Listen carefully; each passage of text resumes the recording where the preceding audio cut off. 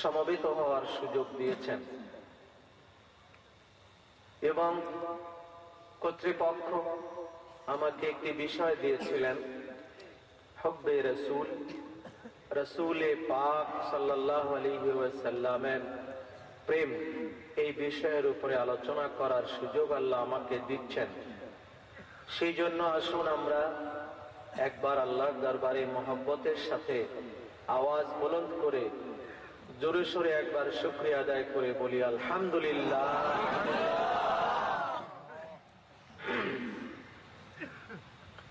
মুআজ্জাজ হাজিরিন, আমি আপনাদের কাছে প্রথমে শ্রদ্ধা নিবেদন করছি গভীরভাবে আপনাদের এবং আমার মুর্শিদে মুকাম্মাল, এই উপমহাদেশের শ্রেষ্ঠ বুজুর্গ, বাংলাদেশের প্রথম শ্রেণীর কাতারের আলেম শামসুল উলামা আল্লামা সাহেব কেবলা ফুলতলির প্রতি আমরা গভীর শ্রদ্ধা নিবেদন করে আমরা আলোচনা শুরু করছি।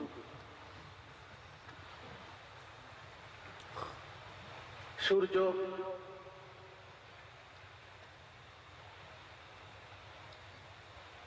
যখন সন্ধ্যাবেলায় ডুবে যায় তখনই কেবল সূর্যের শূন্যতা, সূর্যের প্রয়োজনীয়তা, সূর্যের উপকারিতা এই সব কিছু হাড়ে হাড়ে উপলব্ধি করা যায়। রাতের অন্ধকারে যখন কিছুই দেখি না তখনই সূর্যের কথা মনে পড়ে, কখন সকাল হবে সে আশায় আমরা রাত অতিবাহিত করি। সূর্য বারবার আমাদের জীবনে প্রতিদিন ফিরে আসে, কিন্তু এই উপমহাদেশের উলামা মহলের উজ্জ্বল জ্যোতিষ্ক শামসুল উলামা আলেমদের এই সূর্য সাহেব কেবলা ফুলতলি একবার যদি অস্তমিত হয়ে যায়, আমরা আর কিয়ামত পর্যন্ত কাঁদাকাটি করো সেই সূর্যকে ফিরে পাব না। সে সূর্যের অভাব আমাদের রয়েই যাবে। তার জন্য আমাদের আন্তরিকভাবে, ইজতেমাই ভাবে, ইনফেরাদি ভাবে প্রত্যেকের উচিত প্রতি নামাজের পরপর বিশেষ বিশেষ সময় রাতের শেষ ভাগে যারা উঠতে পারি প্রত্যেকের দোয়াতেই আল্লাহর দরবারে তার দীর্ঘ জীবনের জন্য দোয়া করা উচিত। হাজিরিন,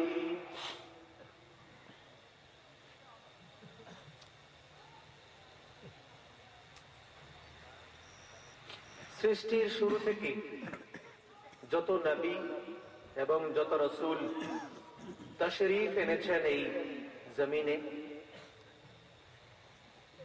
তাদের এবং তাদের যারা প্রেমিক ছিলেন তাদেরকে ভালোবাসতেন, তাদেরকে ফলো করতেন, তাদের ইত্তেবা করতেন। তাদের প্রতি অত্যাচার বিরোধীরা, সমাজে অন্ধরা, হিংসুকেরা, নিন্দুকেরা, বেয়াদবেরা তারা সর্বদাই রাসূল প্রেমিক ও নবী প্রেমিকদের প্রতি অবিচার, অত্যাচার, জুলুম ইত্যাদি চালিয়েছে। এটা নতুন কোনো বিষয় নয়, এটা অনেক পুরনো বিষয়। একই ধারাবাহিকতায় আমার আপনার প্রাণের চেয়ে প্রিয় নবীজি মুহাম্মদ মুস্তাফা আহমদ মুজতবা সাল্লাল্লাহু আলাইহি ওয়াসাল্লাম, তার প্রতিও আমরা যারা ভালোবাসি, তাকে আমরা জীবনের চাইতে বেশি ভালোবাসি। আমাদের প্রতিও অত্যাচার শুরু থেকেই চলে আসছে। আহলে বাইতের প্রতি অত্যাচার এই ইসলামের শুরু থেকেই চলে আসছে। আহলে বাইতকে নির্মম ভাবে শহীদ করা হয়েছে। যে মাস চলছে এই মুহররম মাসে, কিন্তু সেই নির্মম হত্যাকাণ্ডের বিচার আজও পর্যন্ত আমরা দুনিয়াতে দেখিনি।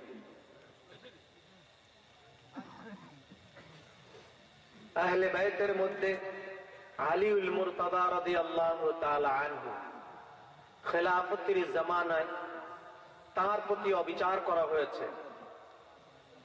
সেই অবিচার থেকে এবং পরবর্তীতে তার সন্তানদের প্রতি অত্যাচার করা হয়েছে। সেই অত্যাচারের ফলশ্রুতিতে এই পৃথিবীতে অভিসম্পাদ হিসেবে সৃষ্টি হয়েছে শিয়াইয়াতের। না হলে এই শিয়াইয়াত, শিয়াদের এই ভ্রান্ত মতবাদের সৃষ্টি হতো না। সে যাই হোক, আব্বাসীয়দের প্রতি অত্যাচার গেছে, সাহাবায়ে কেরামের প্রতি অত্যাচার করেছে, দাড়ি টুপি পাগড়িওয়ালা, নামাজওয়ালা, রোজাওয়ালা, হজওয়ালা, জাকাতওয়ালা, কলেমাওয়ালা, তারা করেছে। কাফের মুশরিকরা করে নাই। কাফের মুশরিকদের সাথে যেটা সেটা ভিন্ন কথা। কিন্তু নবীজির আওলাদের প্রতি, আহলে বাইতের প্রতি, নবীজির আশিকদের প্রতি অত্যাচার করেছে কারা? যুগে যুগে যুগে যুগে বিভিন্ন ভাবে নিপীড়িত, নির্যাতিত হয়েছে তারা। কাদের হাতে? দাড়িওয়ালাদের হাতে, পাগড়িওয়ালাদের হাতে, টুপিওয়ালাদের হাতে, কলেমাওয়ালাদের হাতে, নামাজওয়ালাদের হাতে, যাকাতওয়ালাদের হাতে, হজওয়ালাদের হাতে তারা করেছে। নবী দো জাহাं, সরকারে দো আলম, নূরে মুজস্সম, रहमतुल्लिल आलमीन, शफीउल मुज़नबीन, हबीबुल्लाह व हबीबुल फुकारा, अनीसुल गुराबा, আমার আপনার জীবনের চাইতে প্রিয় নবীজির পরিবারে সবচাইতে নিকৃষ্ট একটি নোংরা অপবাদ, যেটা হত্যার চেয়ে জঘন্য, এই অপবাদ কোন কাফের মুশরিকরা দেয় নাই। দিয়েছে এই দাড়ি টুপিওয়ালা মুসলমান নামের একজন লোক। নবীজির কলিজার টুকরা দৌহিত্র দুজনকে নির্মম ভাবে হত্যা করেছে কোন কাফের মুশরিক না, তারা মুসলমান নামের দাড়ি টুপিওয়ালা নামাজিওয়ালারা করেছে। হযরতে ওসমান জিন নুরাইনকে গৃহবন্দী করে দীর্ঘ 40 দিন পর নির্মম ভাবে রোজাদার অবস্থায়, কোরআন শরীফ তিলাওয়াতরত অবস্থায় হত্যা করা হয়েছে, শহীদ করেছে কোন কাফের মুশরিকরা না, এই দাড়ি টুপিওয়ালা নামধারী মুসলমানরাই করেছে। হযরতে ওমর ইবনুল খাত্তাব রাদিয়াল্লাহু তাআলা আনহু, তিনি শহীদ হয়েছেন কোন কাফের মুশরিকের হাতে না, এদেরই হাতে। হযরতে আলীউল মুরতাদা রাদিয়াল্লাহু তাআলা আনহু, তিনি শাহাদাত প্রাপ্ত হয়েছেন এই দাড়ি টুপিওয়ালা জিকিরওয়ালা লোকের হাতে। নামাজি, রোজাদার, দাড়িওয়ালা, টুপিওয়ালা, পাগড়িওয়ালা, জিকিরওয়ালা, যার জিকির দেখে, যার দাড়ি টুপি পাগড়ি দেখে রীতিমতো সাহাবীরা লজ্জা বোধ করতেন। এত বড় মুত্তাকির হাতে শহীদ হয়েছে আলীউল মুরতাদা রাদিয়াল্লাহু তাআলা। তার 2 ছেলে শহীদ হয়েছে এদেরই হাতে, এই পাপাত্তা, এই প্রেতাত্মাদের হাতে।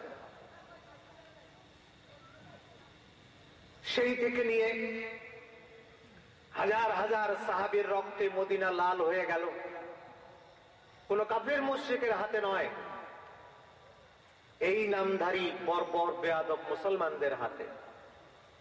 আব্দুল্লাহ ইবনে জুবাইর রাদিয়াল্লাহু তাআলা আনহু, মা আয়েশা সিদ্দিকা রাদিয়াল্লাহু তাআলা আনহার ভাগ্নে, তার বড় বোন আসমা বিনতে আবি বকর সিদ্দিক রাদিয়াল্লাহু তাআলা আনহার ছেলে, মক্কা শরীফের খলিফা হযরত হুসাইনের একনিষ্ঠ একজন খাদেম এবং হুসাইন রাদিয়াল্লাহু তাআলা আনহুর ভক্ত,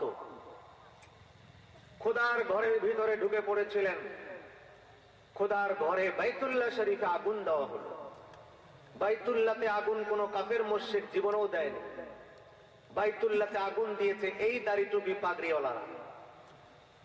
আগুন দিয়ে আব্দুল্লাহ ইবনে জুবাইর রাদিয়াল্লাহু তাআলা আনহুকে বের করা হলো।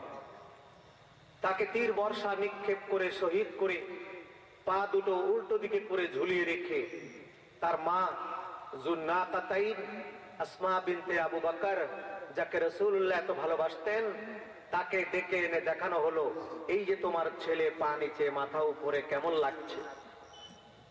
মা ছেলের দিকে দেখে বললেন, আমার ছেলে আগের থেকে অনেক ভালো পজিশনে আছে, আমার ছেলের জন্য এর চাইতে আর ভালো থাকার কোন রাস্তা নেই, এটাই ভালো রাস্তা। রাসূল পরিবারের আব্দুল্লাহ ইবনে জুবাইর রাদিয়াল্লাহু তাআলা আনহুর কবর জান্নাতুল মুআল্লায় খোদা হলো। আমরা বছরে বছর হজ করি, হাজী সাহেবরা যায় জান্নাতুল মুআল্লায়, আব্দুল্লাহ ইবনে জুবাইরের কবর জিয়ারত করতে যাই, কিন্তু না, আব্দুল্লাহ ইবনে জুবাইরের কবর খোঁড়া হলো। জালেম পাপাত্তা হাজ্জাজ ইবনে ইউসুফ বলে পাঠালো যে একে আমি হেরেমের ভিতরে থাকতে দেব না, তাকে জান্নাতুল মুআল্লায় থাকতে দেওয়া হবে না, তাকে হেরেমের বাইরে কোথাও কবর দাও। রাসূলের কলিজার টুকরাকে হেরেমের বাইরে আরাফার ময়দানের পাশে কবর দেওয়া হলো। এখনো সেই কবর আছে, আব্দুল্লাহ ইবনে মাকবারাত আব্দুল্লাহ ইবনে জুবাইর লেখা আছে আরাফার পাশে। কেউ জানে না, সবাই যে জান্নাতুল মুআল্লায় জিয়ারত করে। হুজুর আলাইহিস সালাতু ওয়াস সালামের সর্বশেষ বিবি হযরতে মাইমুনা রাদিয়াল্লাহু তাআলা আনহা মদিনা রোডে মসজিদে তানঈম থেকে আরো 20 কিলোমিটার পরে গিয়ে হুজুর আলাইহিস সালাতু ওয়াস সালাম উমরার ইহরাম বাঁধা অবস্থায় যাকে বিয়ে করেছিলেন সর্বশেষ বিবি, তিনি বলেছিলেন উমরাত থেকে ফিরবার পথে রাসূল পাক সাল্লাল্লাহু আলাইহি ওয়াসাল্লাম হালাল হবার পর তার সাথে মুবাশারাত হয়। তিনি বলেছিলেন, যেখানে আমার রাসূলের সাথে আমার দৈহিক দেখা হয়েছে, আমি মারা যাবার পর যেখানেই মারা যাই এখানটায় আমাকে কবর দিবে, আমার আত্মা তৃপ্তি পাবে। সেই জায়গাটার নাম ওয়াদি সারফ। সেখানে হযরতে মাইমুনার কবর এখনো আছে, মাজার শরীফ। পাশে একটা বিশাল আকারের মসজিদ সাহাবায়ে কেরাম করেছিলেন। সাহাবায়ে কেরাম জিয়ারতে যেতেন, তুর্কি বাদশাহরা জিয়ারতে যেতেন। তুর্কিরা ক্ষমতার থেকে চলে গেল, যেই না ইয়াজিদের পুত্ররা ক্ষমতায় আসলো, সঙ্গে সঙ্গে মসজিদ মাজার সব ভেঙ্গে দিয়ে একটা ছোট্ট দেওয়াল দিয়ে তার দুই পাশ দিয়ে হাইওয়ে রাস্তা করে দিয়েছে, যেন মানুষ জিয়ারতে দাঁড়াতে না পারে। এই হলো এদের ইসলাম। ৩৫০০ মাইল দূরে সেই আরব থেকে ওই খবিস ইসলাম, ওই নাপাক ইসলাম, ওই নাপাক আকীদা প্রচারের জন্য বাংলাদেশে কোটি কোটি রিয়াল দেওয়া হয়। আর বাংলাদেশের কাঙ্গাল মৌলবীরা ওই রিয়াল খেয়ে চর্বি লাগিয়ে পেটে তারপরে আমার রাসূলের বিরুদ্ধে বলা শুরু করে। রাসূলুল্লাহর বিরুদ্ধে কিছু বললেই রিয়াল পাওয়া যায়। রিয়াল আগে না রাসূল আগে? রাসূল তো বাকি, রিয়াল হইল নগদ। নগদের আশায় কাঙ্গাল ঠুনকো মৌলবীরা তারা সৌদি আরবের পয়সা খেয়ে খেয়ে রাতারাতি মাদ্রাসা করে ফেলে। আমরা মাদ্রাসার এক লাইন ইট গেঁথে আরেক লাইন ইট লাগাইতে 1 বছর লেগে যায়, পয়সা কালেকশন করতে পারি না। গরিব দেশ, 1 টাকা 2 টাকা 5 টাকা করে আদায় করে আমরা একটা মাদ্রাসা করি, বছরের পর বছর সময় লাগে। আর তারা ফজরের সময় শুরু করে মাগরিবের সময় মাদ্রাসা হয় 5 তলা। ঢাকার এত গরম। হাজিরিন,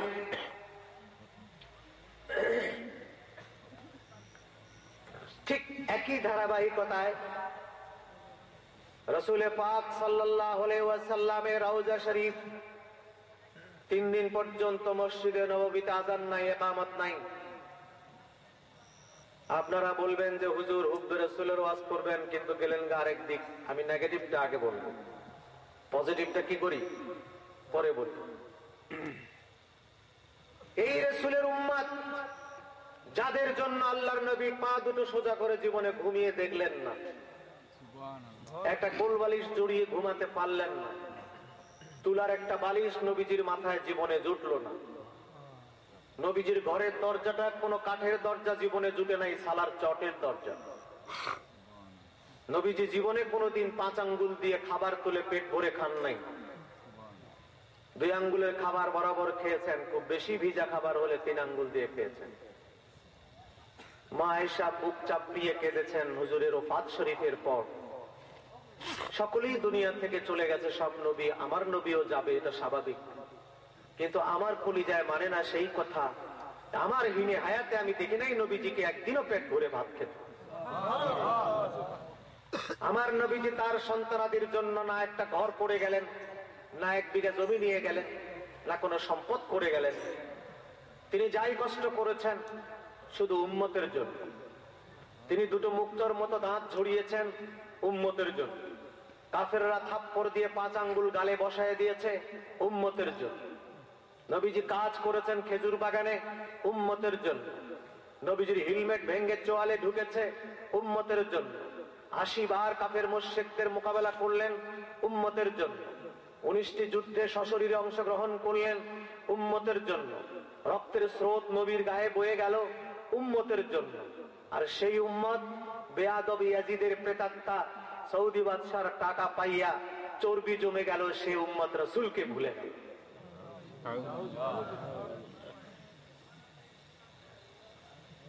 যাযাবর রাস্তার ডাকাত বেয়াদবের দল দেশের ক্ষমতা পেয়ে সর্বপ্রথম আঘাত করলো নবীজির রওজা এবং নবীর আওলাদের রওজা মাজার শরীফ জান্নাতুল বাকির উপরে আক্রমণ করলো।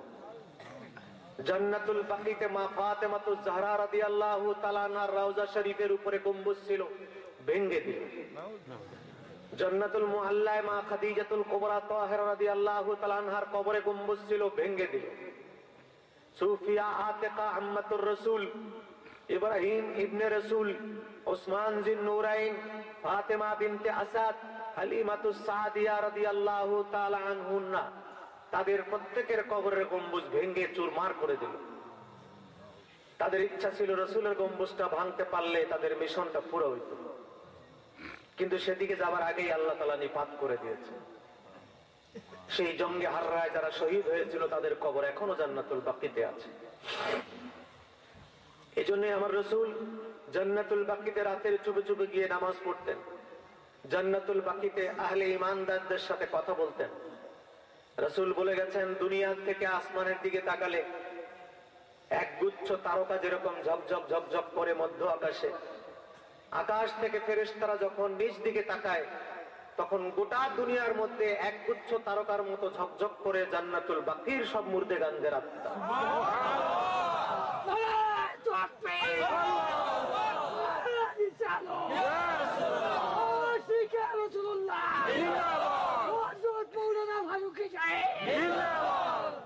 আমার নবীজি বলেন, কিয়ামতের ময়দানে আমার আল্লাহ যখন সিংহাসনে আরোহণ করবেন, বিচার কাজ শুরু হবার আগে সর্বপ্রথম আমার নবীজি রওজায়ে আতহার শরীফ থেকে নূরের খাম্বার মতো উঠবেন। আমার নবীজির সাথে আল্লাহর দিদার হয়ে যাবে। আমার নবী আল্লাহর সামনে যাবেন, বিচার শুরু করবেন বলে নবীজিকে জানিয়ে দেবেন, আমি বিচার শুরু করছি। বিচার শুরু হয়ে গেল। সর্বপ্রথম এক হাতে বিষের পেয়ালা, আরেক হাতে হযরত হুসাইনের রক্ত মাখা জামা, এই দুইটা হাতে করে মা ফাতেমা আল্লাহর সামনে দাঁড়ায় যান।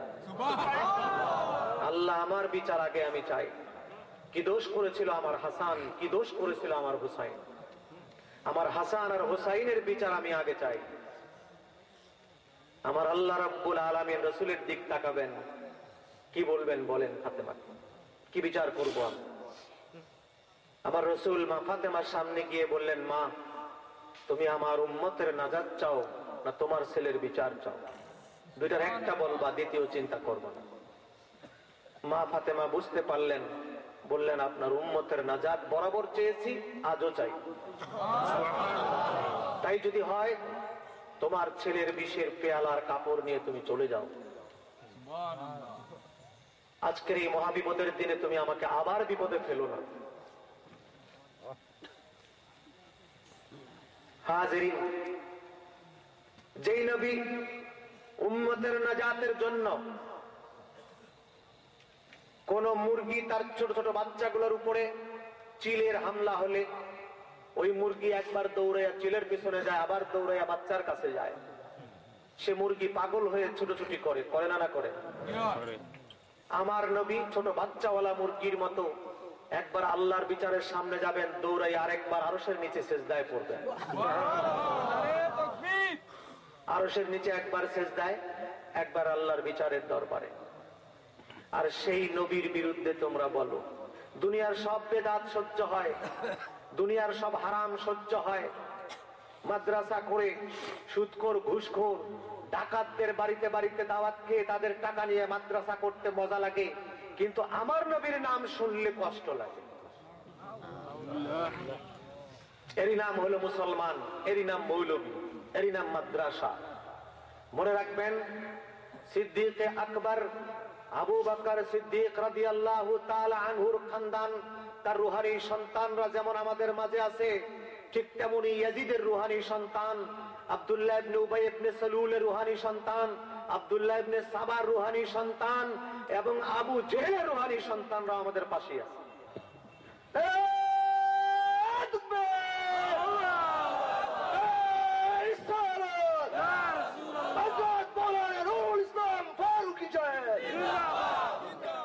ভাইরা আমার, সে যাই হোক, আমার নবীর মোহাব্বতের কথা এবার আসি। আজকে সৌদি আরবে যেখান থেকে আমার নবীর যে জায়গায় জন্ম, শুভা বিলাদত শরীফ, সেই জায়গাটাকে ইতিম বানায় রাখা হয়েছে, তার উপর দিয়ে হাইওয়ে করে দেওয়া হয়েছে। সেখানে মানুষ নবীজির শুভ বিলাদত শরীফের জায়গাটুকু দুই নয়নে দেখবে। এখানে আমার নবীজি শিশু অবস্থায় মার পেট থেকে দুনিয়ায় সর্বপ্রথম পা দিয়েছেন। এই জায়গাটুকু দেখতে গেলে কুকুর যেরকম তাড়া করে, ওই সৌদির বাদশার লোকেরা, ওই মৌলবীরা, ঘোমটাওয়ালারা আমাদেরকে কুত্তার মতো তাড়া করে। নবীজি রওজা শরীফে একটু যদি রওজা শরীফের দিকে মুখ দিয়ে একটু চোখের পানি এসে কাঠ ধরে ধাক্কা মারে। সেখানে বাঙালি পাকিস্তানি দালাল মৌলবীরা আছে, সঙ্গে আছে পুলিশ, কিছু বলা যায় না, সেখানে বেইজ্জত করে ফেলে। এবার শর্ষিনা পীর সাহেবকে বলেছে তোমাদেরকে গুলি করা উচিত। এই মাজার শরীফের পাশে থেকে এক দালাল বলল যে ও শর্ষিনা পীর সাহেব গিয়েছেন হজ করতে, ওই জিয়ারত করতেছেন, একটু কাঁদতেছেন, বলে তোমাদের গুলি করা উচিত। বুঝছে যে এটা পীর সাহেব, আল্লাহর নবী রুহানি সন্তান, যে পীর ও মুর্শিদদের ওসিলায় শুধু সিলেটে কেন, সারা ভারতবর্ষের আনাচে কানাচে আল্লাহর দিন বিনা যুদ্ধে বিনা রক্তপাতে কায়েম হলো। সেই পীর সাহেবদের নাম শুনলেই ইয়াজিদের আত্মা কেঁপে ওঠে, ইয়াজিদের কষ্ট লাগে ওই পীরের নাম শুনে। হাজিরিন, কোরআন শরীফের একটি আয়াত আমি তিলাওয়াত করেছি।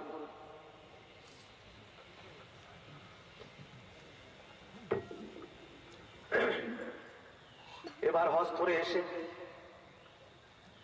হজে গিয়ে এবার দারুণ কষ্ট হয়েছে। আমি এবার নিয়ে আমি 17 বার হজ করেছি, 50 বারের বেশি আমি উমরায় গিয়েছি। 1 বছর সেখানে ইমামতি করেছি জেদ্দা এয়ারপোর্ট মসজিদে। এই দীর্ঘ অভিজ্ঞতার আলোকে আমি কথা বলছি। আপনারা মনে করবেন এই লোকটা সৌদি সম্বন্ধে জানেই বা কি, বুঝেই বা কি। আল্লাহর পরে সৌদি আরব সম্বন্ধে বেশি জানবার কেউ থাকলে বাংলাদেশে আমি আছি, শুকর করে বলছি। কারণ আমি সৌদি আরবে গিয়ে তাদের ব্যবসায়ীদের সাথে ঘোরাফেরা করি নাই, কোন লেবারের সাথে আমার উঠা বসা নাই, ড্রাইভারের সাথে আমার ওসব উঠা বসা নাই। সৌদি আরবে এই 17 বছর চাকরি করেছি, 1 বছর 18 বছর আমার উঠা বসা আলেমদের সাথে। সুতরাং সৌদির ইসলাম সম্বন্ধে আমি বেশি জানবো না এই দেশে বসে সৌদির পয়সা যারা খায় ওরা বেশি জানবে? কারা জানবে? আমি ও দেশে ইমামতি করেছি, প্রতিনিয়ত আমার সঙ্গে কথা হতো আলেমদের। বাবাজিরা, আমি একটা গোল আলু ছিলাম, জামাতও ছিলাম না, সুন্নিও ছিলাম না, ওয়াহাবিও ছিলাম না, কোনটাই বুঝতাম না। কোন কিতাব পড়ে আমি সুন্নি হই নাই, কোন আলেম বা কোন পীর মুর্শিদের সংস্পর্শে গিয়ে আমি সুন্নি হওয়ার সুযোগ হয় নাই। আমি এক করুণ অবস্থার মধ্য দিয়ে আমি শক্ত হয়েছি। যে শক্ত কথাগুলো আপনারা শুনতেছেন, গোটা পৃথিবীর 650 কোটি মানুষ যদি একদিকে যায়, আমার কথা একা একদিকে থাকবে। এত শক্ত করেছে কে আমাকে? আমার রাসূলে পাক সাল্লাল্লাহু আলাইহি সাল্লামের স্যান্ডেল মোবারকের নকশা আমাকে এত শক্ত করেছে। ওয়াজ করবার আগে আমি শারীরিকভাবে খুব দুর্বল এবং অসুস্থ ব্যক্তি। কিন্তু আমার ভাইজান হুসাম ভাই আমাকে ফোনে এই দাওয়াতটার কথা বলেছেন। তার সম্মানার্থে কর্তৃপক্ষের বারবার টেলিফোনে যোগাযোগ, এই সব কিছু আমাকে এখানে আসতে বাধ্য করেছে। আর তা না হলে এই শারীরিক অবস্থায় আমার এতদূর সফর করবার মতো ক্ষমতা এখন আর নাই। বাবাজিরা, ওয়াজ করবার আগে এই কথাটুকু না বললেই নয়।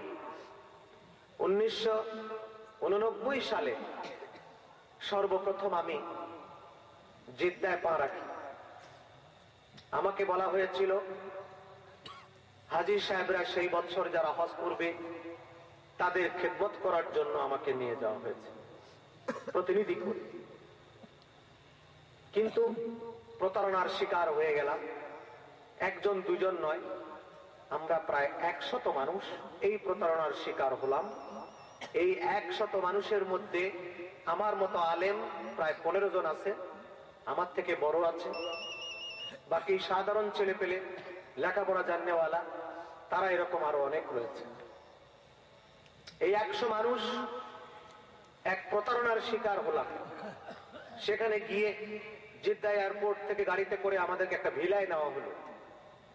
সেই ভিলাতে যাবার পর জানতে পারলাম পরের দিন সকালবেলা আমাদের ফটো ওঠানো হলো, কার্ড দেওয়া হলো, আর পায়জামা আর শার্ট একসাথে, এইটাকে একটা লেবাস, এই কমলা রঙের এই লেবাসটা দেওয়া হলো, সঙ্গে একটা করে ঝাড়ু, পায়খানা সাফ করার জিনিস পত্র, এইগুলো দিয়ে আমাদেরকে বলা হলো আমাদের ডিউটি, বিশেষ করে আমার ডিউটি বাথরুমে পায়খানা সাফ করা।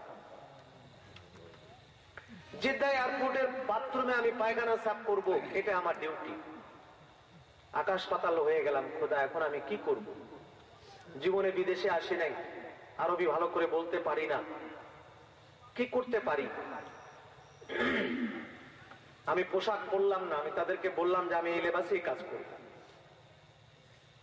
একদিন কাজ করেছি, চোখের পানি ফেলেছি সারাদিন, খোদা বেইজ্জত করিও না। রাতে গিয়ে অনেক কাঁদলাম, সকালবেলা জ্বর আসলো, সঙ্গে সঙ্গে ডিসেন্ট্রি হলো। জ্বর ডিসেন্ট্রি এমন ভাবে আসলো আমি মুভমেন্ট করতে পারলাম না, বিছানায় শুয়ে চোখও খুলতে পারতেছি না।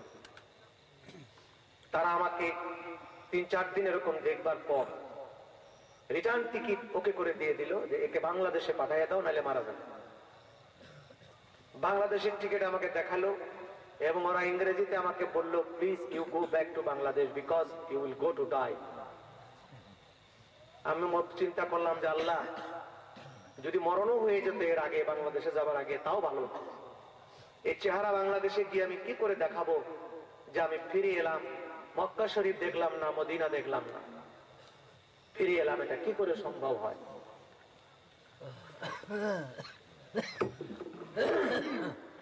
রাতের বেলা আমার বাবা আমাকে একটা কিতাব দিয়েছিল ব্যাগের মধ্যে।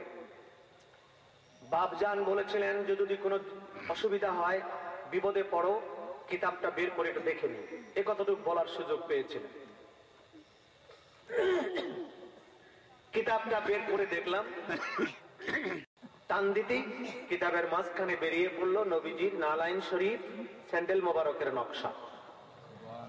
নবীজি যে স্যান্ডেল মোবারক পায়ে দিয়ে পৃথিবীর ধুলার এই পৃথিবী থেকে আল্লাহ তাআলার নূরের আরশে গিয়েছিলেন।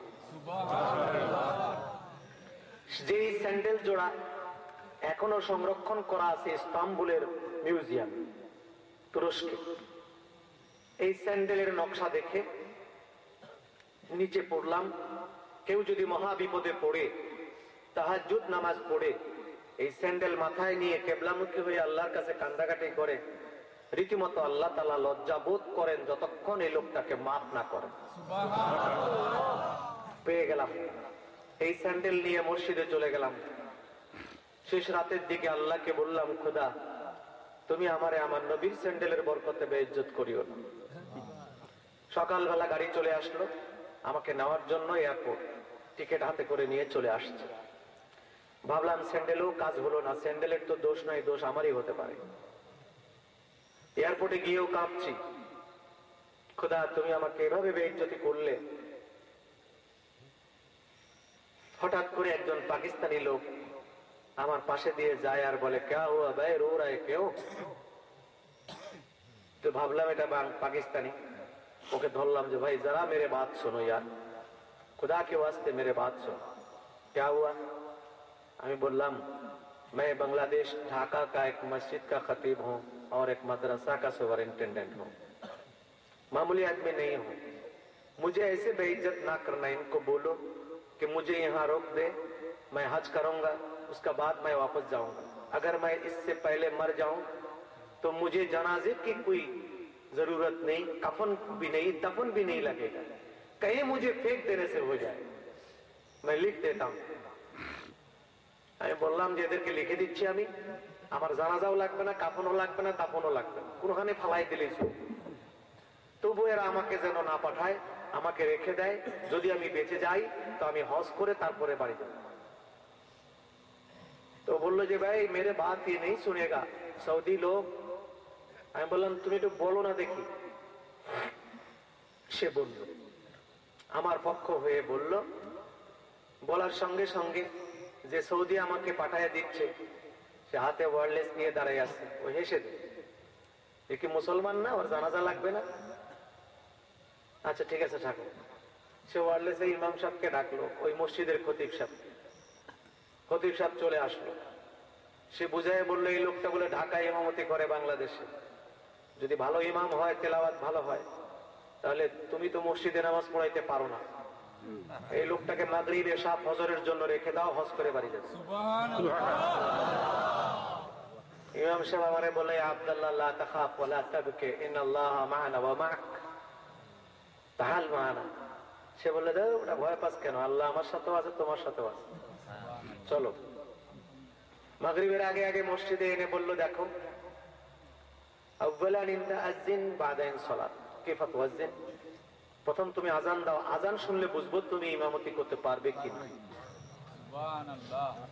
আমি চিন্তা করলাম এই বাংলাদেশের আজান দেওয়া যাবে না, মদিনা মুনাওয়ারায় যেভাবে আজান হয় যতটুকু পারলাম সেইভাবে আজান দিলাম। ওই বেচারা আজান শোনার পর এই আঙ্গুলটা উঠায় ফেল, এটা কি আঙ্গুল বলে এটাকে? বাংলায় বলে বুড়ো আঙ্গুল। বুড়ো আঙ্গুল তুলে বলে কোয়েস কাতির কোয়েস ইনতা খায়রুন নাস সাউতুকা আহসান আহসান আহসান। তা শুনতে তো খুব ভালোই শোনা গেল, কিন্তু দেখতে ভয় পেলাম, যে লক্ষণ তো ভালো না। আমাদের দেশে এরকম করলে কি লক্ষণ ভালো না মন্দ? মন্দ। যাই হোক মনে ভয়। এবার বললো ইনতা সাল্লে, এটা করলো সালাফি, ইনতা হানাফি আম সালাফি। আমি তো এইবার কাম শেষ, এবার আর চাকরি হবে। সে বললো যে তুমি হানাফি না আহলে হাদিস কোনটা? এখন যদি আমি মিথ্যা কথা বলি, আরদে মুকাদ্দাস পবিত্র জমিনে মিথ্যা বলবো এই চাকরির জন্য, এখানে থাকার জন্য, আমার মাইন্ড স্ট্রাইক করলো না, বলবো। যদি সত্য বলি যে আমি হানাফি, ও তো লামাজাবি, সে কি আর আমার ইমামতি দেয়? সাহস করে বলে ফেললাম হঠাৎ করে, লা আনা হানফি, না আমি হানাফি। খুব খুশি হল, খুশি হয়ে বলে মা ফি মুশকিল, ইনতা হানফি আনা সালাফি, হুয়া হাম্বলি হুয়া শাফি হুয়া মালিকি, কুল্লু মুসলিম ইখওয়ান।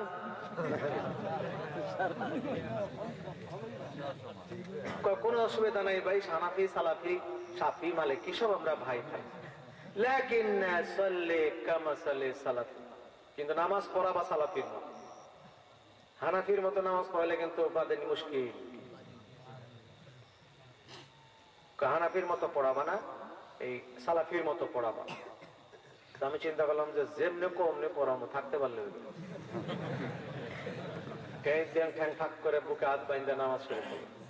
মাগরিবের নামাজ যেই শেষ করছি বিপদ আরো বেশি। আগে দেখছি একটা, এখন দুটোটা,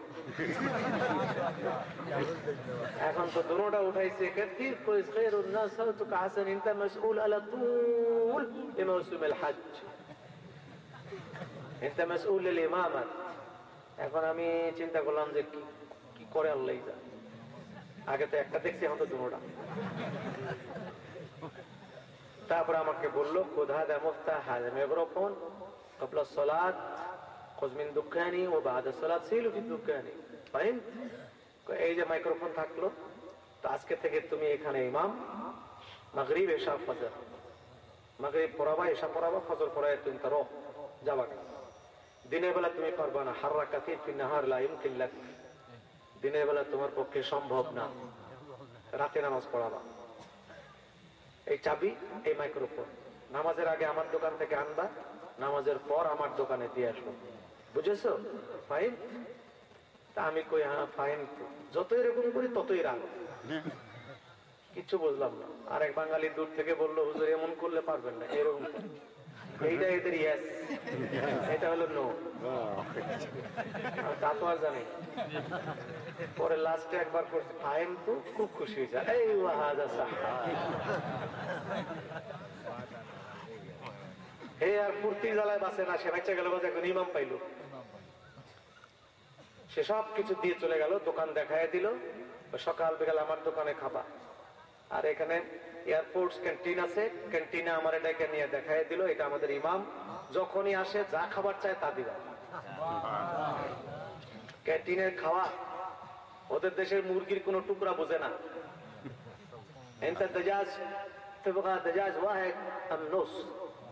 গেলে বলবে একটা চাও মুরগি না অর্ধেক চাও, এর কমে নেই,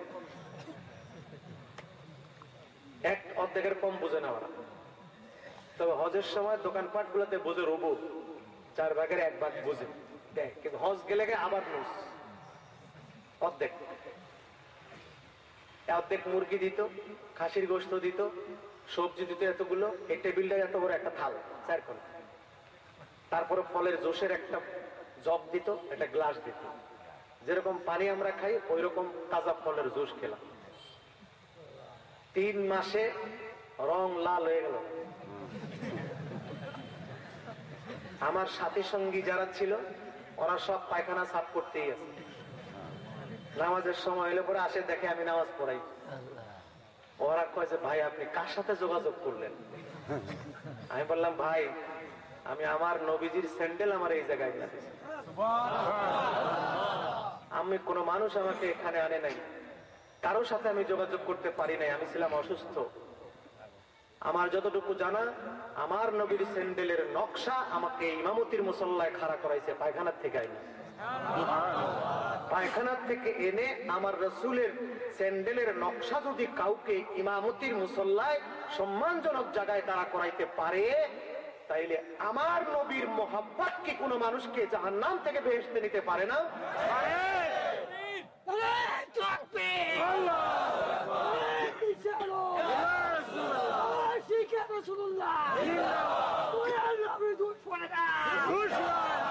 ওরা বলে কোরআন শরীফে কোন জায়গায় রসুলের মোহাব্বতের কথা নাই, নামাজ রোজা হজ যাকাত এগুলোর কথা নাই, তোমরা খালি হুব্বে রসুল নিয়ে মাতামাতি করো। হুব্বে রসুল নিয়ে কি করে মাতামাতি করি আমরা? হুব্বে রসুল।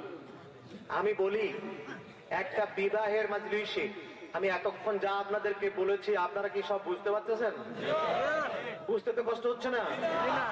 একটা বিয়ের মজলিসে 1 লক্ষ টাকা দিয়ে আপনি প্যান্ডেল করেছেন, 1 লক্ষ টাকার খাবার রেডি করেছেন, 1 লক্ষ টাকার গিফট রেডি করেছেন, মেয়ের গয়না লন্ডন থেকে নিয়ে ঢাকা পর্যন্ত বাংলাদেশ সব দাওয়াত করেছেন, এখান থেকে নিয়ে সিলেট পর্যন্ত গাড়ি, এবার সব রেডি আছে, বিয়ের বাজনা বাজতেছে, কাজী রেডি আছে, ঢাকা থেকে সিলেট পর্যন্ত বড় বড় হুজুর সব নিয়ে আসছেন, সব ঠিক আছে, এবার আয়োজন সব ঠিক আছে, প্রায় 50 লাখ টাকার আয়োজন করেছেন।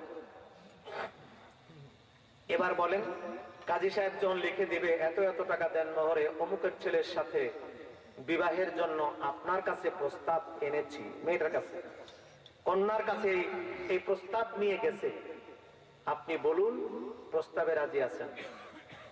এখন যদি কন্যা বলে যে জি না আমি এই বিয়েতে রাজি নাই, 50 লাখ টাকার আয়োজন কোনো কাজ হবে? 5 পয়সারও লাভ হইব না। লাভ হইব? আপনি যদি বলেন 50 লাখ টাকা খরচ করেছি, মেয়ে বলবেন না।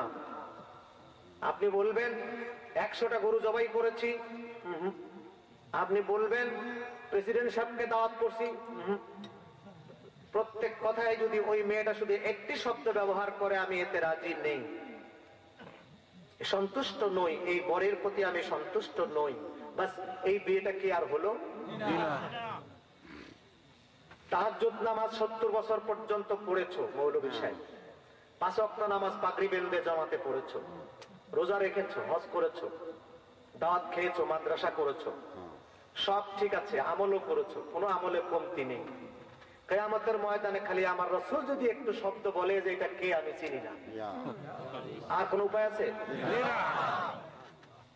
ইবাদতের বাহাদুরি যদি করো, শয়তান 6.5 লক্ষ বছর ইবাদত করেছে। কত লক্ষ বছর ইবাদত করেছে? ঠান্ডাই ভালো। 6.5 লক্ষ বছর ইবাদত করেছে শয়তান। মৌলভী সাহেব তুমি আর কয় বছর করছো? নাহলে 100 বছর। 6.5 লক্ষ বছর ইবাদত করার পর তার লকব হয়েছিল আবুল মুকাররম, সম্মানের বাবা। লকব কি ছিল? সম্মানের বাবা। তার লকব আরেকটা ছিল মুআল্লিমুল মালাকুত, সমস্ত ফেরেশতার টিচার, ফেরেশতার উস্তাদ যিনি, সম্মানের বাবা যিনি। 6.5 লক্ষ বছর এমন কোন ইবাদত নাই যা করে নাই, কিন্তু আল্লাহ তাকে আবুল মুকাররম থেকে, মুআল্লিমুল মালাকুত থেকে মালাউন বানাইতে কয় সেকেন্ড সময় লাগছে? 1 সেকেন্ডে মালাউন বানাইছে। 6.5 লক্ষ বছর ইবাদত লাথি মেরে আল্লাহ তাকে 1 সেকেন্ডে মালাউন বানাই দিয়েছে, দেয় নাই? মৌলভী সাহেব তোমার 100 বছরের ইবাদত আল্লাহর শেষ করে তোমাকে মালাউন বানাইতে 1 সেকেন্ড সময় লাগছে। মনে রেখো, আল্লাহর নবীর মোহাব্বত ইশক তোমার ইবাদতের সাথে নাই, মরার আগ দিয়ে হলেও তুমি বেঈমান হয়ে মরবে। আল্লাহর নবীর ইশকের আগুন ভিতরে জ্বালানো আছে, সেই লোক মরবার আগে হলেও আল্লাহ ওয়ালা হয়ে মারা যাবে। সারা জীবন তাকে আমরা যাই দেখি না কেন, ইশকে রাসূলের দাবি, আল্লাহর নবীর দাবি, আমার প্রেমিক যেন কোনো সময় বেঈমান হয়ে না মরে। খোদা এখন বলতে পারেন হুজুর তাহলে নামাজ রোজা না করলেও নবী প্রেম করলেই বেহেশতে যাওয়া যাবে? নবী প্রেম তাকে নামাজ রোজার দিকে নিয়ে আসবে। হাজিরিন, আমার নবীর স্যান্ডেলের নকশা মোবারক আমাকে শক্ত করেছে। আজকে এই পজিশনে আমি এসেছি যে আমার নবীর, আমার মাথায় যেটা ঢুকে পড়েছে মরার আগে আর বের হবে না। আমার নবীর স্যান্ডেলও না, নবীও না, নবীর স্যান্ডেলও না, স্যান্ডেলের একটা ছবি যদি আমাকে পায়খানা থেকে তুলে ইমামতির মতো মুসল্লায় দাঁড়া করাতে পারে, আমার নবীর জীবনে একটা বার যদি আমার দিকে একটু দয়ার নজরে নবী তাকায়, আমার সারা জীবনের বেড়া পার। শুধু আমার নয়, আপনাদের। হাজিরিন, হযরতে আয়েশা সিদ্দিকা রাদিয়াল্লাহু তাআলা আনহা, উম্মে আব্দুল্লাহ ওয়াল হুমায়রা, নবীজির বিবি, আমাদের মা। কত বড় একজন ইম্পর্টেন্ট পারসন হলে আল্লাহর নবী একথা বলে যান, তুদাররিসুল ইলমা ইনদাল হুমায়রা, তোমাদের যদি ইলমের অভাব থাকে যে কোনো বিষয়ে আমার আয়েশার কাছে জিজ্ঞেস করে নিন। কত বড় জ্ঞানী হলে পরে কথা হয়। এখানে পশ্চিম কোন দিকে? এইদিকে। এইখানে হযরতে, ওই যে কাপড়টা দেখতে পাচ্ছেন সবুজ, তার ওই পাশে ওইটা হযরতে আয়েশার ঘর। আমি যেখানে বসে আছি এর থেকে আরেকটু বামে এই মাইকটার এখানে, এখানে নবীজির মেম্বার। নবীজি এখানে মেম্বারে বসে, সাহাবা একরাম বসে আছে, গোটা মসজিদে নববী বোঝাই, হুজুর সাল্লাল্লাহু আলাইহি সাল্লাম বক্তৃতা করতেছেন। আর মা আয়েশা ওখানে একটা জানালা আছে ছোট্ট, এই জানালা এখনো আছে, ওখানে বসে হুজুর ইতিকাফ করতেন। ওই জানলা দিয়ে মাথা ঢুকাই দিতেন, মা আয়েশা মাথা ধুয়ে তেল দিয়ে দিতেন। সেই জানলাটা ভাঙে নাই, এখনো আছে। সেই জানালা দিয়ে মা আয়েশা নবীজির ওয়াজ নসিহত শুনতেন, ওয়ার্ড টু ওয়ার্ড মুখস্থ করতেন।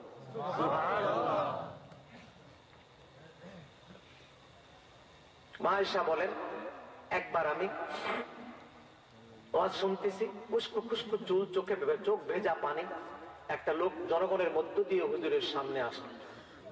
হুজুর বলেন, কি চাই?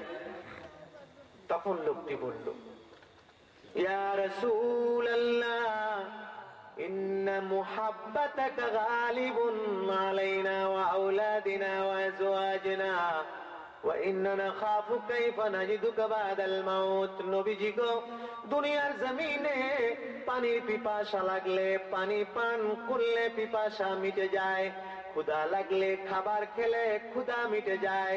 হুজুর গো, আপনাকে দেখবার পিপাসা যদি লাগে, যতই দেখি ততই পিপাসা বাড়ে আর বাড়ে। হুজুর, দুনিয়ার জমিনে কাজে কর্মের ফাঁকে ফাঁকে মন চাইলেই আপনাকে দেখে যায়।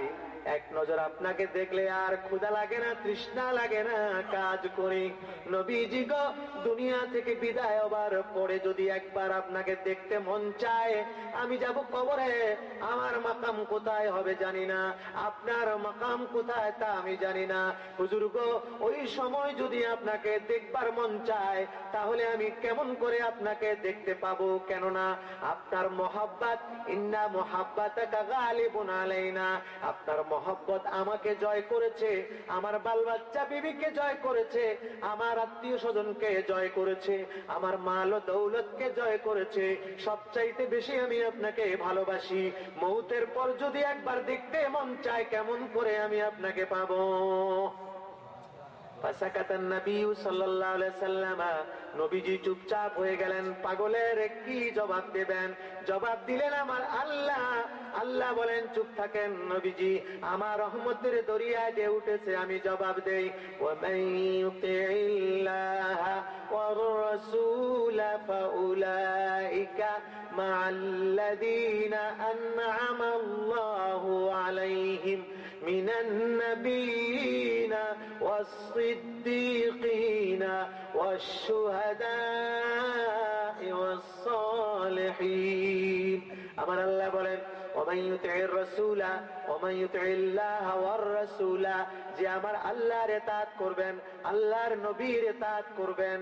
সাহাবায়ে কেরাম কোন জিনিস না জানলে বলতেন, আল্লাহু ওয়া রাসূলুহু আ'লামু, আমরা জানি না, আল্লাহ আর তার রাসূল জানে। আরে বেয়াদবরা কা আল্লাহ জানে। সাহাবায়ে কেরাম, এদের ভাষায় সাহাবায়ে কেরামও বেদাত। কারণ আর রাহিকুল মাকতুম কিতাবে আছে সারা বিশ্বের শ্রেষ্ঠ সিরাতের কিতাব। রাবিতাতুল আলম আল ইসলামী সিরাতুন নববীর উপরে কম্পিটিশন আহ্বান করল। সারা বিশ্বের বড় বড় আলেম, 1180 জন আলেম সিরাতের উপরে কিতাব লিখলেন। এই কিতাব রাবেতা আলমের অফিসে জমা দিলেন জেদ্দায়। সেই কিতাবের উপরে বছরের পর বছর সেন্সরশিপ চলল। সারা ওয়ার্ল্ডের বড় আলেম দিয়ে কমিটি করে সেন্সরশিপ হলো। হওয়ার পরে একটা কিতাব ফার্স্ট হলো। এই কিতাবটা যিনি লিখেছেন তিনি সৌদি আরবের কেউ না, তিনি হিন্দুস্তানের শফিউল্লাহ মুবারকপুরী সাহেব, একটা ফাজিল মাদ্রাসা সুপারিনটেন্ডেন্ট। সেই ফাজিল মাদ্রাসা সুপারিনটেন্ডেন্ট ভারতের একজন আলেম শফিউল্লাহ মুবারকপুরী। তার কিতাবটা 1180 জনের মধ্যে ফার্স্ট হলো সারা ওয়ার্ল্ড। 50,000 টাকা নগদ পুরস্কার পেয়েছেন এবং পৃথিবীর সমস্ত ভাষায় ট্রান্সলেশন হয়েছে। আরবি, ফার্সি, উর্দু, ইংরেজি, হিব্রু, কারালা, তারপরে সব ভাষায় ট্রান্সলেশন হয়েছে। যত দেশে বিক্রি হবে প্রতিটি কিতাবের 25% রয়্যালটি তিনি পাবেন। একচোটে ধনী, দুনিয়ারও ধনী, আখিরাতেরও ধনী। সারা ওয়ার্ল্ডের শ্রেষ্ঠ একটা সিরাতের কিতাব। এটা কি ফালতু কিতাব না মুতাবার কিতাব বলেন? সৌদি আরবে আরবিতে বিক্রি হচ্ছে রাহিকুল মাকতুম, আমি দেখে আসছি। এমন কোন লাইব্রেরি নাই যেখানে রাহিকুল মাকতুম নাই। সেই কিতাবের মধ্যে আছে যে, তাহলে বোঝা গেল কি সৌদি আরব হয়েছে পঞ্চম। এই প্রতিযোগিতায় সিরাতুন নববীর উপরের প্রতিযোগিতায় সৌদি আরব কত নম্বরে গেছে? 5 নম্বরে গেছে। তাহলে বোঝা গেল সৌদি আরবের আলেমদের থেকে 5 গুণ এলেম আমাদের বেশি। সৌদি আরবের আলেমদের থেকে বাংলাদেশি এবং ভারতের আলেমদের এলেম 5 গুণ বেশি। ওরা ঘুমটা কামটি যাই দেব,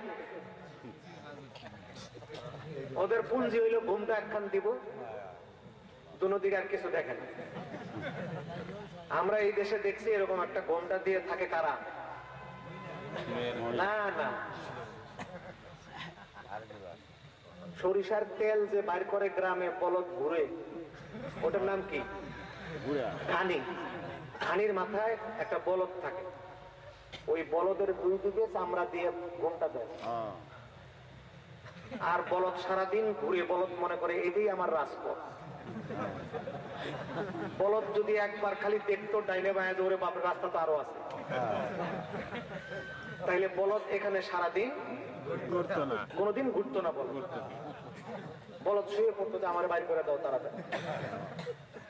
বলদের ঘুমটা দেয়, বলদ সামনের রাস্তাটা দেখে যে এইটাই আমার রাস্তা, সারাদিন ঘুরতে আর কোনো উপায় নেই। এই ঘানির বলদের ঘুমটাটা ওরা দিয়ে রাখে। ওরা জানে যে সৌদি আরবের কানা আব্দুল্লাহ বিন বাজ যা বলছে এইটাই আমাদের রাস্তা, আর রাস্তা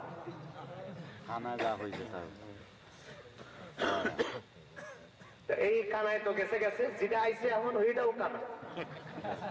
আল্লাহও জায়গা মতো কাম করে। এখন যদি চোখ থাকতো উঠে আছে। আমার সংসদ ভবনের সামনে একটা সিগন্যাল, এই সিগন্যালে আমার গাড়িটা রাখছি। তো ওই গাড়ি রাখবার সময় একটা লোক এখানে স্ক্র্যাচ দিয়ে তার পাও কাটা, সে ওই কলা বিক্রি করতেছে। কলা নিয়ে আসছে আমার কাছে। আমার দয়া হলো, লোকটা ল্যাংরা, পাওটা কাটা, কলা তো আমার লাগবে না, থাক ওই এমনি তো সাহায্য করি, একটা কলা নিলে তো 2 টাকা দিতাম, এমনি 2 টাকা দিছে, ভাই আমার কলা লাগবে না, তুমি 2 টাকা নাও। এমন ধমক দিল আমারে, বলবে তোমার 2 টাকার জন্য এখানে আসছে। আমি তখন হাই হাই, এর যদি পাও থাকতো তো আমার গাড়ি উঠে আসবে। এই কানাদের যদি চৌকি থাকতো তাইলে আর আমগর মতো ফারুকি বসে ওয়াজ করানো লাগতো না, একদম শেষ করে ফেলেছে। ইয়াজিদ যা করছে তাই করতো, ভাগ্যের যে খোদা ওর চোখ নিয়ে গেছে। এরা বক্তৃতায় বলে, কি বলে? আইয়ুহাল হুজ্জাজ বাদাল হজ্জ ইমশুনা ইলা বিলাদিকুম মালাতুল লিমাযা তামশুনা ইলা আল মাদিনা ইন তামশুনা ইলা আল মাদিনা লা লিজিয়ারাতি কবর রাসূল ওয়া হাযা বিদআহ ওয়া আনতুম আহলাল বিদআহ আইয়ুহাল হুজ্জাজ ই'লামু ইন্না রাসূলাল্লাহি ক্বাদ মাতা لا يفوز الناس من قبره ابدا ابدا।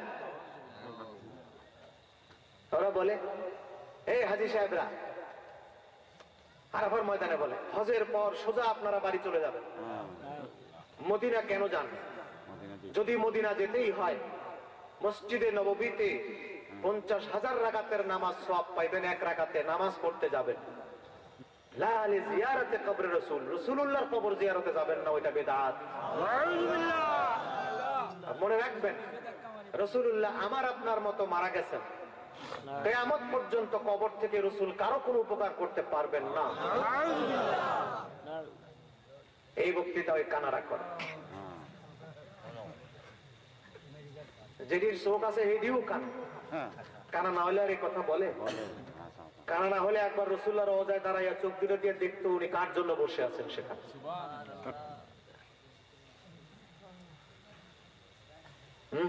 হাবাসি একজন কৃষক, কালো, কুৎসিত, অপরিষ্কার, রাসূলুল্লাহর কাছে বায়াত হয়ে মুসলমান হয়েছে। বীর আলীতে তার বাড়ি, মসজিদে নববী থেকে 16 কিলোমিটার মক্কার দিকে। মসজিদে জুল হুলাইফা সেখানে একটা বাজার ছিল। আমাদের ঢোকার সময় মক্কা থেকে যখন আমরা যাই মদিনা শরীফে, ওই বীর আলী দিয়ে ঢুকতে হয়, জুল হুলাইফার পাশে দিয়ে ঢুকতে হয়। সেখানে গেলে আমার প্রতিবার ওনার কথা খালি মনে পড়ে। এখানে একটা বাজার ছিল, তিনি সেখানে ছিলেন। সপ্তাহে একদিন তিনি নবীজির কাছে দেখা করতে যেতেন। কৃষক মানুষ, দেহে ময়লা, কালো কুচকুচে, যাইয়া রাসূলুল্লাহ যদি এখানে বসা থাকতেন, উনি দূরে বসতেন, কাছে আসতেন, দূরে বসে হুজুরকে দেখে দেখে চলে যেতেন। তো ওনাকে জিজ্ঞেস করা হয়েছে, সাহাবীরা বলেছে, তুমি হুজুরের কাছে যাও না? বলে, ভাই আমি কৃষক মানুষ, আমার শরীরে পচা গন্ধ, আমি কাজ করি সব সময়, আমার হাতে পায়ে মাটি মুটি থাকে, আমার ভাইরা সাহাবীরা কত সুন্দর, আমার নবী কত সুন্দর, আমি হুজুরের কাছে গেলে যদি হুজুর আমার গন্ধে কষ্ট পায়, আমার ময়লায় যদি হুজুরের হাতে লাগে, এই জন্য ভয়তে যাই না, আমি দূর থেকে দেখি, এটাই আমার জন্য যথেষ্ট। রাসূল যেন কষ্ট না পায়, এই জিনিসটা হুজুর উপলব্ধি করতে পেরেছেন। করে হযরত ওসমান এবং আলীকে নিয়ে হুজুর জুলহুলাইফা চলে গেছেন। ওর বাসায় গিয়ে জিজ্ঞেস করছে উনি কোথায়, বলে বাজারে গেছে বেচা কিনা করা। উনি খাদ্রাওয়াতের ব্যবসা করতে, তরিতরকারি। বাজারে গিয়ে দেখে তরিতরকারি বিক্রি খুব ব্যস্ত। হুজুর ওনাদের দুজনকে বলছে চুপ, কথা কবা না, পিছনে যাও। হুজুর পিছন দিক দিয়ে চুপ চুপ করে গিয়ে এক হাত দিয়ে দুই চোখ চিপে ধরছে, আরেক হাত দিয়ে কোমর ধরছে পিছন দিক। আমাদের দেশে আমরা বন্ধু বান্ধব মাঝে মধ্যে পিছন দিক দিয়ে গিয়ে একজন একজনের চোখ ধরি না, এটা কও দেখি। হুজুর যায় চোখ ধরছে। প্রথমবার উনি বলে ফেলেছেন, কে ভাই আমার বেচা কেনার সময় ডিস্টার্ব করো না তো। হঠাৎ করে তার নাকে হুজুর আলাইহিস সালামের খুশবু লাগছে। তিনি বুঝতে পারছেন যে হায় হায় রে, এটা তো হুজুরের খুশবু। এই খুশবু দুনিয়ায় কারণে নিশ্চয়ই আমার রাসূল আমাকে খুঁজছে। বুঝতে পেরে আস্তে চোখ বন্ধ করে শরীরটা ছেড়ে দিল। একটা মানুষ দাঁড়ানোর থেকে যদি পড়ে যায়, কারো হাতে ধরা থাকে, সে কি ছেড়ে দেয়? হুজুর আরো জোরে বলছে, এটা তো পড়ে গেল, পড়ে গেল, পড়ে যাচ্ছ কেন, কি হয়েছে? না পড়েই যায়। হুজুর আরো শক্ত করে দিল। তারপর একবার দাঁড়ায় হুজুরের কদম চুমা দিয়ে, হুজুর মাফ করবো, তুমি এরকম বললা কেন?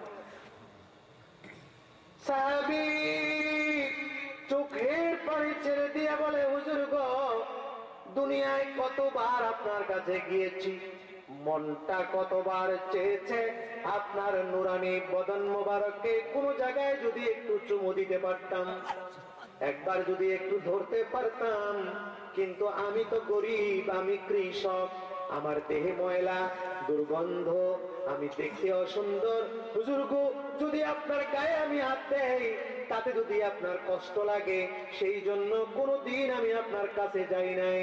আজকে যখন দিনের নবী নিজেই আপনি আমাকে ধরেছেন, আমার বিরাট একটা সুযোগ যায়, সেই জন্য আমি শরীরটা ছেড়ে দিয়েছি, আপনি যাতে আমাকে আরো শক্ত করে ধরেন। আল্লাহর নবীর কোলের মধ্যে আমার চামড়া যদি একবার লেগে যায়, কিয়ামত পর্যন্ত জাহান্নামের আগুন আমার কবরে হারাম হয়ে যাবে। হুজুর, জাহান্নামের আগুন যাতে আমার না ধরে, সেই জন্য আমি আপনার দেহের সঙ্গে আমার নবীর দরবারে গেলেন। একদিকে হযরতে আবু বকর কান্দে, একদিকে ওমর কান্দে, একদিকে আলী কান্দে, আর একদিকে হযরতে ওসমান কান্দে। মদিনায় থমথমে ভাব, আল্লাহর নবীকে দেখা যায় না। অন্যান্য সময় নবীজির ঘরের সামনে ডাক দিলে আল্লাহর নবী বের হয়ে যেতেন, আজকে তো ঘরের দরজা বন্ধ। ওই হাবাশী হযরত উমর ইবনে খাত্তাব রাদিয়াল্লাহু তাআলা আনহুর কাছে যাইয়া বিনয়ের সাথে বললেন, ভাইজান, আপনি সত্য করে বলেন তো আমার নবীজি কোথায়? হযরত ওমর চোখের পানি মুছতে মুছতে রওজা শরীফ দেখায় দিয়ে বললেন, আমার নবী ওই যে ঘুমাইতেছে, ওখানে যাও। একটা চিৎকার দিয়ে ওই লোকটি, ওই হাবাশী মাথার টুকরি ফেলে দিয়া আল্লাহর নবী রওজার উপরে উপরইয়া পড়ে রওজা শরীফের ধুলাবালি দিয়া দাড়ি সাদা করে ফেলে দিল। চিৎকার করে কান্দে আর বলে, হুজুর গো, আমি গোলাম আপনার কাছে আসব, আপনার হাতে হাত দিয়া তওবা করব, আর আপনি আমার জন্য আল্লাহর কাছে বলবেন, আল্লাহ আমারে মাফ করে দিবেন। মনে বড় আশা নিয়ে আপনি আপনার কাছে আসছিলাম, আপনি কেন আমাকে ফাঁকি দিয়া চলে গেলেন? এখন কে আমার জন্য আল্লাহর কাছে মাফ চাবে? কানতে কানতে ওই লোকটি বেহুশের মতো হয়ে গেল। হযরতে আলী বলেন, আমি রওজা শরীফ থেকে আওয়াজ পাইলাম আল্লাহর নবী ওই লোকটাকে বলতেছে, পাগল রে, লাকাদ গাফারাল্লাহু লাক, লাকাদ গাফারাল্লাহ, আল্লাহ তোমারে মাফ করে দিয়েছেন, আল্লাহ তোমারে মাফ করে দিয়েছেন। আমার আল্লাহ কোরআন শরীফে বলে, কেউ যদি আপনার কাছে আসে, লাওয়াজাদুল্লাহ তাওয়াবার রহিমা, আমাকে ওই লোকটি মাফকারী, চিল্লায়া কানলে তিনি তার জবাব দেন, আল্লাহ তোমারে মাফ করে দিয়েছেন। সেই লোকটি কি আমার আপনার মতো মারা গেছে? বলতে পারবেন না। হায়াতুন নবী বলেন, চিৎকার দিয়ে বলেন, হায়াতুন নবী। তিনি কোনদিন মারা যান নাই, তিনি হায়াতুন নবী। ও বাবাজিরা রে, 89 সালে আমি আমার নবীরাও যায় যখন তাহাজ্জুদের সময় প্রথম হাজিরা দিলাম, তাহাজ্জুদের সময় গিয়ে দিচ্ছি। তো ইমামতি করা অবস্থায় আমাকে ছুটি দেবে না, হজের জন্য মাত্র 3 দিন ছুটি দিয়েছে, তাহার কোনো ছুটি নেই, হজ করে সোজা এখানে আসবে, মদিনা যাবে না। আমি চিন্তা করলাম এখন যদি ঝগড়া করি তাহলে ছুটি দিব, কাজ নেই, আগে হজের ছুটি নেই, তারপর হজ শেষ। আমি মদিনার বাস কাউন্টারে চলে গেলাম, আমার একটা কার্ড ছিল, কার্ডটা দেখায় বললাম আমাকে মদিনার টিকিট দেন। ওরা বললো যে এই কার্ডে তুমি মদিনা যেতে পারবা না, তোমাকে চেকপোস্ট 2টা, চেকপোস্ট থেকে ফেরত দিবে, 50 রিয়াল তোমার মাইর যাবে। আমি বললাম 50 রিয়াল মাইর যায় যাক, তোমরা আমাকে টিকিট দাও, আমি ফেরত আসবো, অসুবিধা নেই। টিকিট নিয়ে বাসের মাঝখানে যেয়ে বসে বললাম, বাস ছাড়লো, চলতেছে, চিন্তা করতে যেই বাজানের টাকা খাইয়া পেট ফুলাইছো, ওই বাজানের দেশে হাজী সাহেবরা মদিনায় ঢুকবার সময় গুম্বাদে খাদরা